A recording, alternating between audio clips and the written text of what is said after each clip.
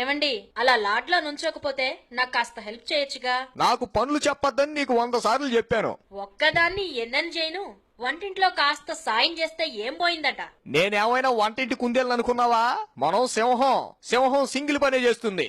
Office పని తప్ప ఇంకేం చేయను.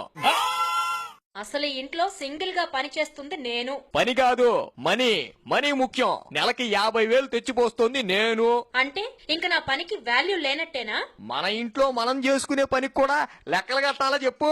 ఆ డొంక తిరుగుడే వద్దు. ఇంట్లో నాకు హెల్ప్ చేస్తారా లేదా? అదో పని, దానికి నేను సాయం చేయాలా? ఇంకా నయ్యం. వంట చేయాలి, పిల్లాన్ని చూసుకోవాలి, నా వల్ల కాదండి. అయితే మానే. నువ్వు అవన్నీ చేయకపోతే మేం బతకలేమా ఏంటి? పేమెంట్ ఇస్తామంటే పని వాళ్ళు క్యూ కడతారు. చూడమ్మా, అంట్లు తోమాలి. అలాగే, నెలకు 2,000. తోమిన గిన్నెలు నీళ్లతో కడగాలా అక్కర్లేదా? అదేంటి, అంట్లు తోమాక మరి గిన్నెలు కడగరా? సరే, అదైతే 3,000. ఇంకా బట్టలు ఉతకాలి. వాషింగ్ మెషిన్ ఉందా?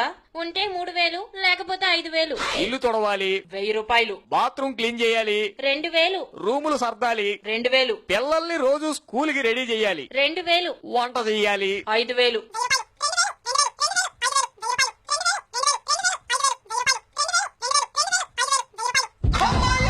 అయ్యి బాబోయ్, అన్ని పనులు కలుపుకుంటే 60,000 దాటిపోయేలా ఉందే.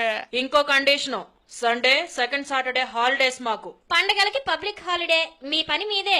అబ్బో, మీరక్కర్లేదులే అమ్మా. మా ఊరు నుంచి పని మనిషిని తెచ్చుకుంటాను.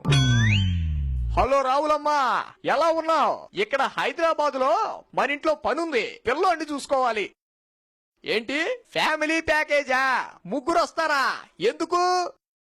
తలో 20,000. అబ్బా, ఎంత సింపుల్ గా చెప్పావు. ఎందుకట అంత అమౌంట్? ఏంటి, టర్మ్స్ నచ్చితే మిస్డ్ కాలివ్వాలా? వద్దులే, నీ దెబ్బకి నా ఫోన్ లో ఛార్జ్ అయిపోయింది గాని పెట్టేయ్. ఏంటండి, పని వాళ్ళని మాట్లాడుకున్నారా? అబ్బే, పని వాళ్ళెందుకు? అయినా మన పని మనం చేసుకోవడంలో తప్పే ఉంది చెప్పు. మరి సింహం సింగిల్ అన్నారు. సింహానికి ఫ్యామిలీ ఉంటుంది. నీకు నమస్కారం. ఏం చెయ్యాలో చెప్పు. అయితే వంటింట్లోకి పదండి. మీరు రైస్ పెట్టండి, నేను కర్రీ చేస్తాను.